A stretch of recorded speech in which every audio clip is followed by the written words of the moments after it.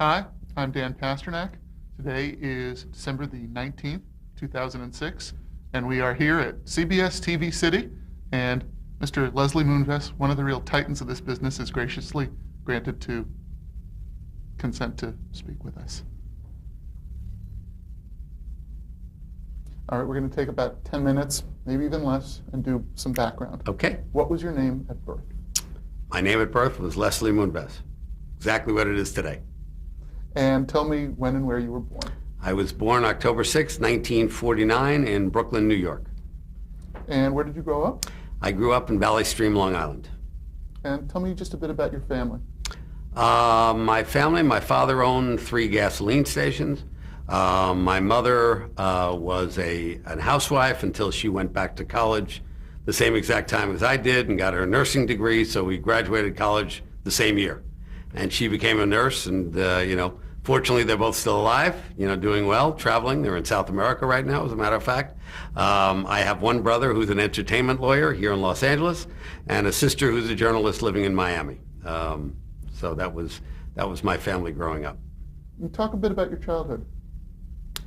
Very ordinary middle-class childhood in Valley Stream, Long Island, as I said. I had a variety of interests, which included a lot of sports. I was also very interested in the theater. One could say that I was a combination of the best qualities of both my parents, in that my mother was very much into culture and used to take me into New York City to see Broadway plays and go to museums, and my father was an athlete and very competitive, and so I got the best of both their strengths, and I think that helped make me who I am today. My childhood was rather uneventful. Went to public school for grade school, junior high school, and high school. Was a above average student, not a genius. Did okay. As I said, nothing eventful about my childhood except it was pretty normal, and I played all the sports I could get my hands on. I hated going to school, which I did till the very last day I was in college, enjoyed my life then as I do now. What did you think you wanted to be when you grew up? I really didn't know. I had no idea, and frankly, that continued basically until my senior year of college. I was really unsure of what I wanted to do. I knew I wanted to make a lot of money. That was important to me. I knew I wanted to have a lot of fun. That was also important to me. So for a while, I thought I would go into pre-med and become a doctor, because when I was growing up, doctors always did very well, and they were held in high esteem, and that was a great profession. So, but early on, I really, I didn't really have an idea what I wanted to do. I knew I didn't want to work as hard as my father did, who, as I said, owned 3 gas stations, in the New York City vicinity. But he was out of the house at 6 o'clock every morning and came back at 7 o'clock every night, 6 days a week, and he worked very hard. And he did fine, but I said, I don't want to work that hard. So talk about what you did after college. Well, I went to college, and, as I mentioned before, I was pre-med in college for the first year or so until I had to take an organic chemistry class, and I realized that the sciences were my least favorite part of going to school, and frankly the arts was much more up my alley in terms of literature, theater. So I spent my junior year abroad at the University of Madrid, which was sort of a delaying tactic for figuring out what I wanted to do. And then my senior year in college, when I didn't know what to do and I had been active in the theater at my university, I went to Bucknell University, which is a small university in Lewisburg, Pennsylvania. I decided to proceed to New York City to become an actor. I got accepted at the Neighborhood Playhouse acting school and studied under Sanford Meisner, who was probably the most famous acting coach of all time amongst actors. Lee Strasberg got more of the glory, as did Stella Adler, but Sandy Meisner, amongst actors, may have been considered the best. And there were a lot of wonderful stars that he taught, including Steve McQueen and Joanne Woodward and Gregory Peck, and and I studied there as well as they did. What was Meisner like? Meisner was a curmudgeon. He was very tough, but he was brilliant.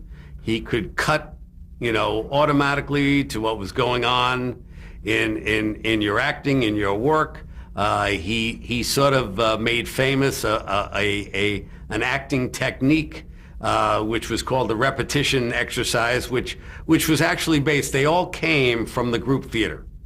Meisner and Stella Adler and Lee Strasberg, and it must have been an amazing group, which was formed in the 30s in New York City and was sort of a political anti-war, some called a semi-communist group.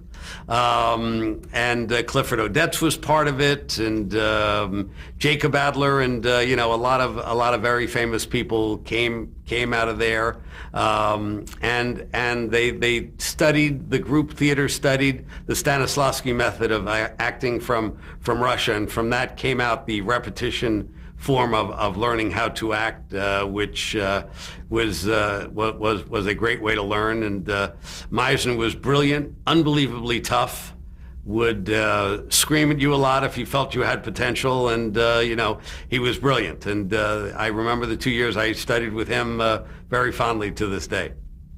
Now talk about some of the work then that you did thereafter as an actor. I wasn't a terribly successful actor. I did a little bit of off-Broadway in New York, and then soon after headed out to California, where I proceeded to do a variety of guest starring or single episode roles in a variety of television shows, such as I did Cannon and The $6 Million Man. I did a few episodes of shows like that. Mostly playing heavies. It was very funny recently seeing William Shatner honored at the Television Academy Hall of Fame, and they were listing all his credits, and he starred in a series called not Barnaby Jones.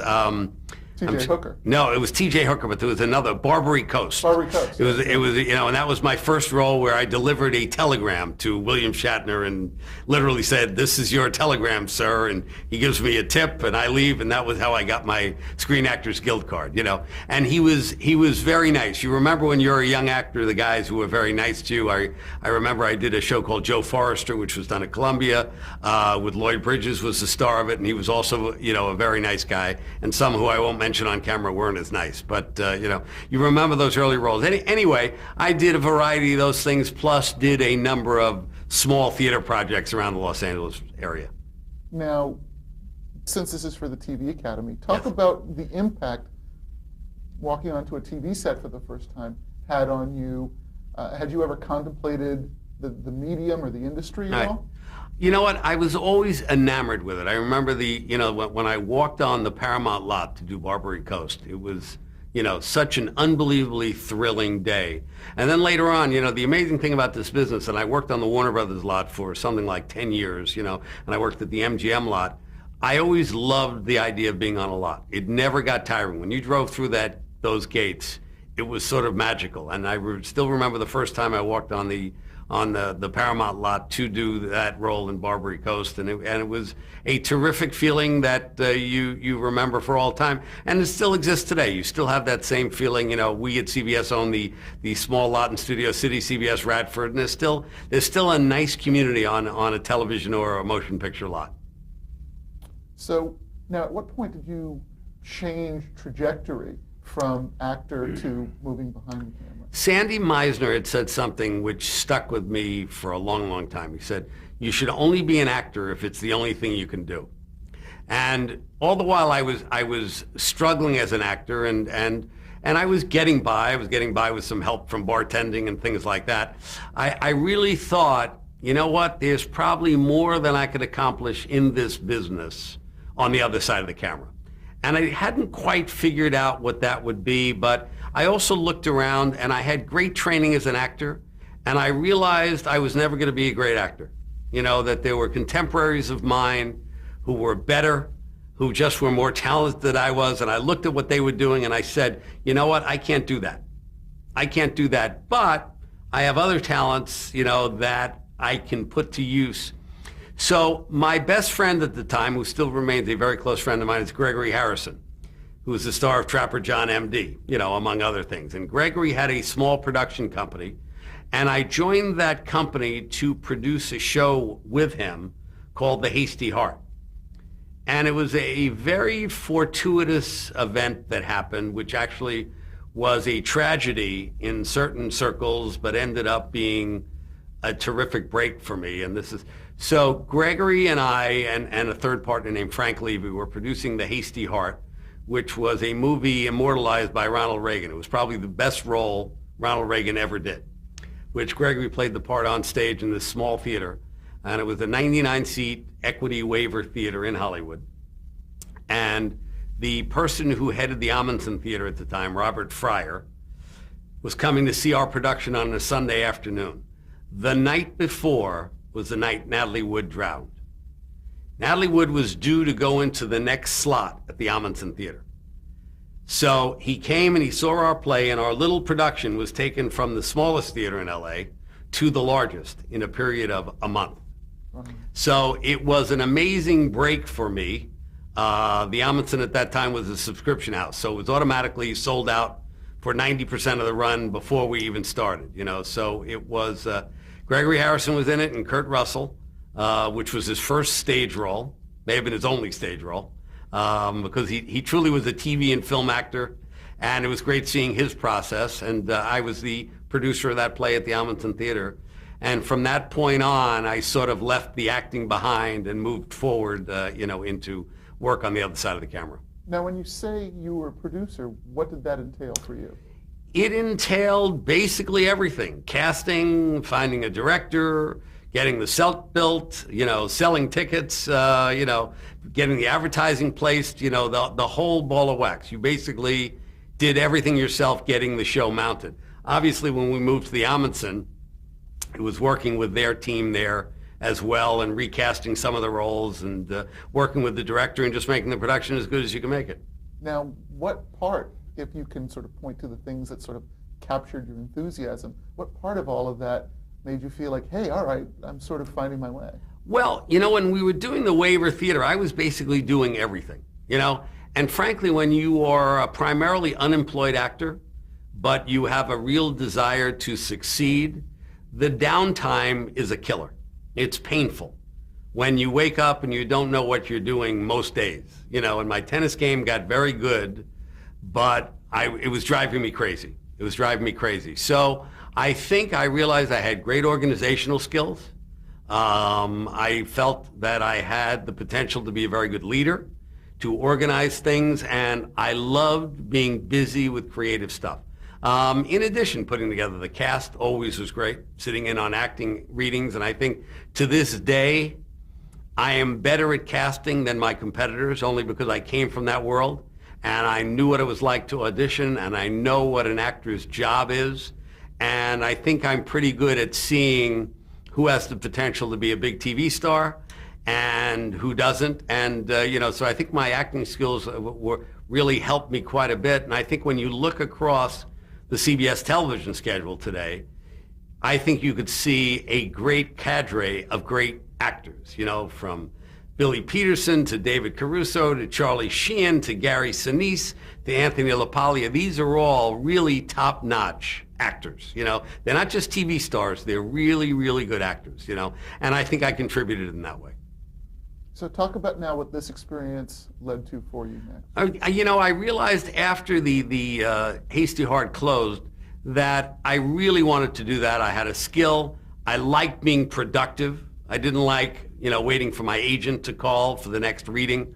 I also didn't like the actor's lifestyle of always sort of having your hand out, looking for your next job. So I proceeded to look around, and I realized the theater wasn't the future. That TV really was, you know, and we're talking about, this is around 1979, 1980, around then. And I proceeded to try to get a job in television wherever I could, you know. So I called up everybody I knew and sent out resumes and knocked on doors. And finally, you know, and there was some frustration going on. And at one point it looked like I was going to get a job in the current programming department at NBC. But the guy who was going to hire me, Stuart Cheslow, you know, he's about to hire me, and then he either quit or got fired. I think he quit.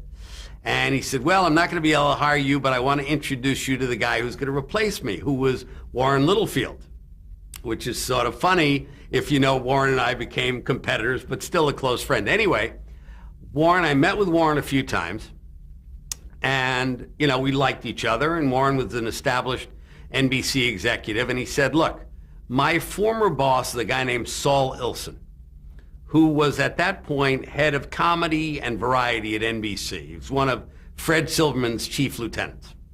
Saul is going over to Columbia to start a production company, and he's looking for somebody to be his development person.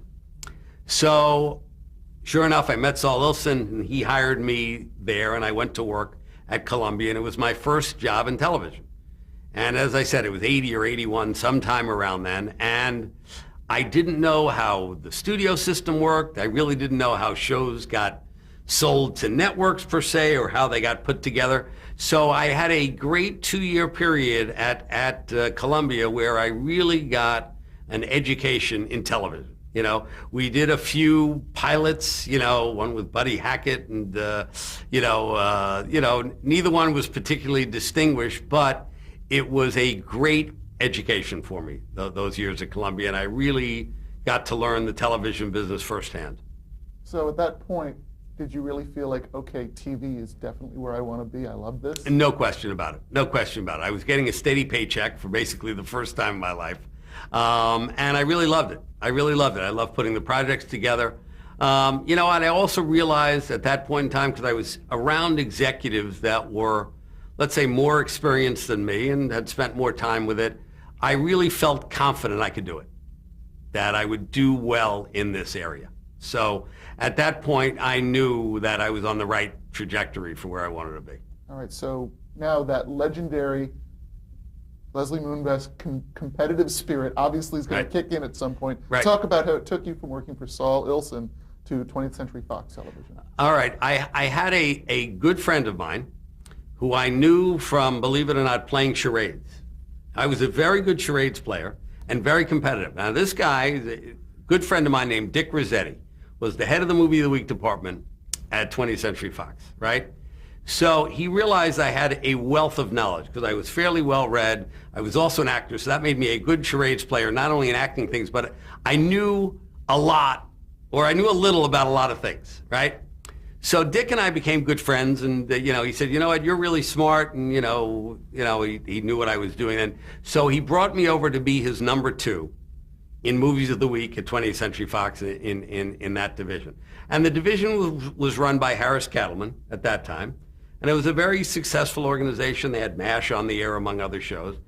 And I went there, and actually, ironically enough, I got another break, although I didn't know it at the time. 6 weeks after I arrived there, Dick Rossetti got offered a fabulous job elsewhere.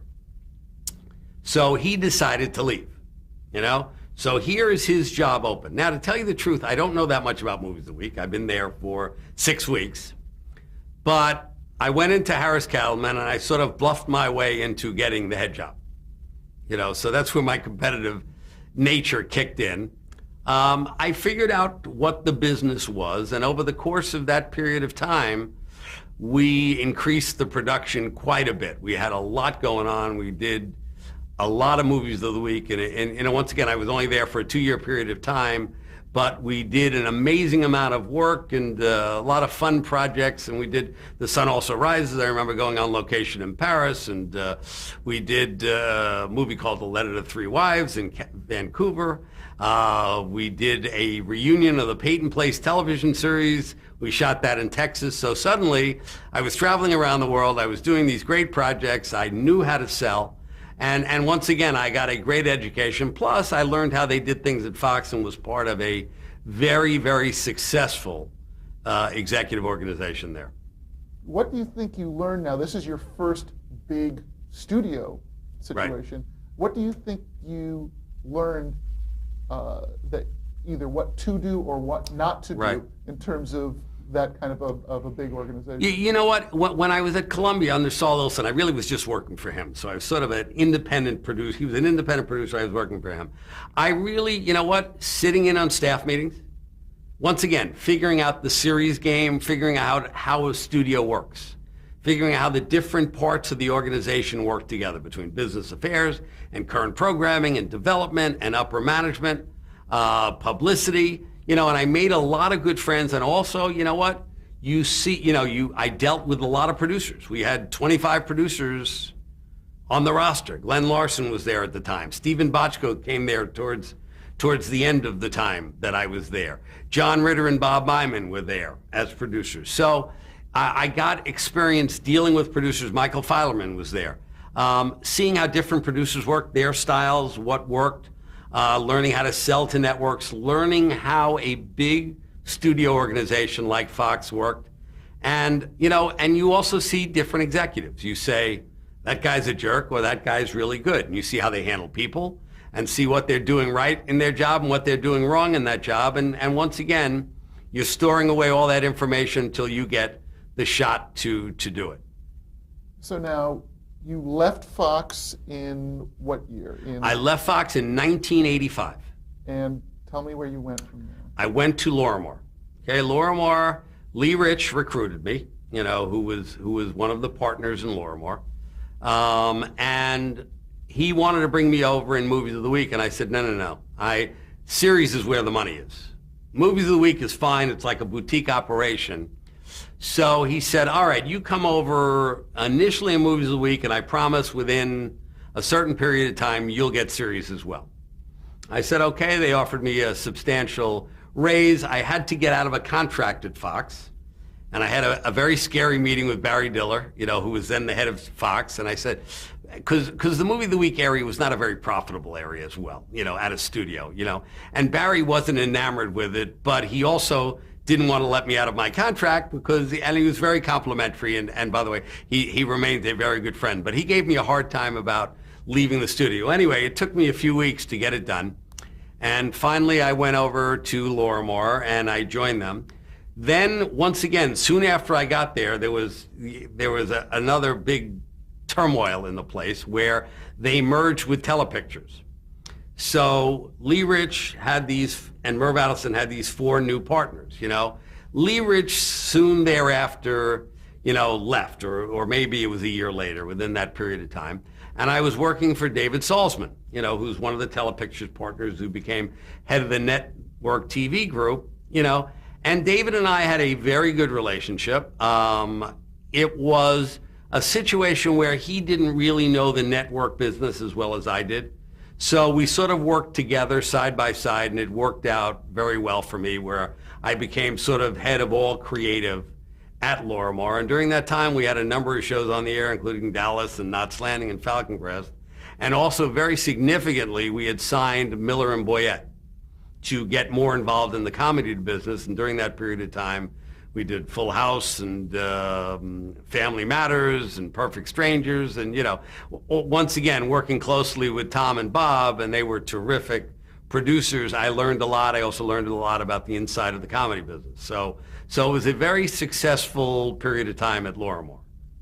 It seems to me that there's already a recurring theme here, that it's opportunity meeting action on your part. Talk a bit about that, about how these opportunities present themselves to you and how you capitalized on them so magnificently. Well, there's no question. I've been given, I think I learned a lesson, and that you never know where opportunity is going to come from. And you better be on your toes. Be ready for anything to happen because, first of all, do a good job. Have people around you be impressed with the job you're doing. Have a good reputation. But more significantly, sort of assess where you are, what the lay of the land, and assume that anything can happen, will happen, because it's happened over and over again. It happened later at Warner's, it happened later at CBS, where there was major change going on, and you have to be ready for change. I mean, when I count the number of mergers and acquisitions and firings and hirings that I've been around,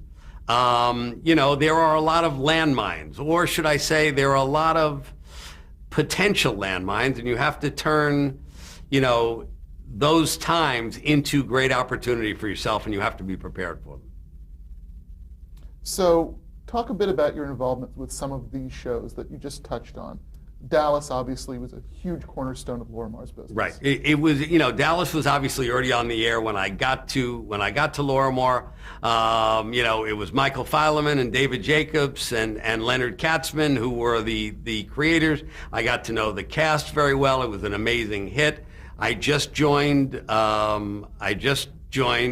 Lorimar when, it was the year that it was right after, Who Shot JR, that thing, which was by far the biggest television event of the century, So it was working with all those soap operas was very interesting. I always loved actors. I got to meet a lot of them on those shows, and it was once again learning the creative process, how these series got put together, how they stayed on the air, what made a good showrunner, and the essence of who showrunners are and why a show today can't succeed without them. I think that's where those seeds were first built on Dallas, on Knots Landing, and then later with Miller Boyett on their comedies, as well as some other producers that I got the opportunity to work with. All right, specifically, what did you observe that made a good showrunner?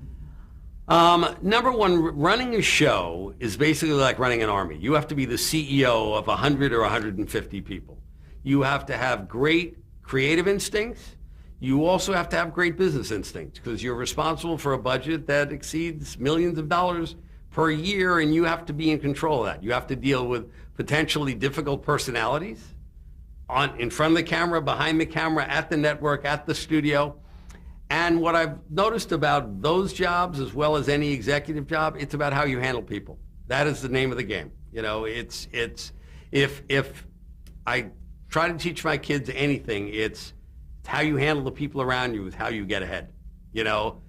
Almost more so than any skill. It's good to be skillful, but you also have to get along with people, and I'm a big proponent of teamwork. The one-man bands usually don't do as well as people who are good team captains, and I think that's what a showrunner did, and it involves a remarkable group of skills that one must possess. And we've often seen, I think that's helped us here at CBS, we've often seen a terrific writer who you knew would not be a great showrunner. Now, what you don't want to do is cut this writer off at the knees, but rather make a great partnership. We did that when you look at an Anthony Zeiker who created CSI, and he was green. He was green when he created CSI, but you put him with a Carol Mendelson and Ann Donahue, and what a team they made. And then they were able to spread out, where Carol and Anthony stayed on CSI and Ann went to run Miami. And then by the time we were ready for CSI New York, Anthony was ready to do it all by himself, which he did. And now we have 3 successful shows. But that's a great example of how he learned the skills from people like that. Without a trace, Hank Steinberg, a wonderful writer, but once again, not an experienced showrunner at the time.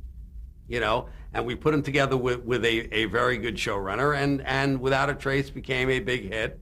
Then Hank went off and did his own show. It wasn't successful, but fortunately it was for another network. So we didn't, but I think it's a skill set that you have to have. Phil Rosenthal, who did Everybody Loves Raymond. He wrote the pilot with Ray, and he was a wonderful writer, but he was also a very good leader. The writers in his room were his team, and he treated them well, and they worked well, but he was also the captain of the ship. So I think show running is a very, very important skill in the success of a television show.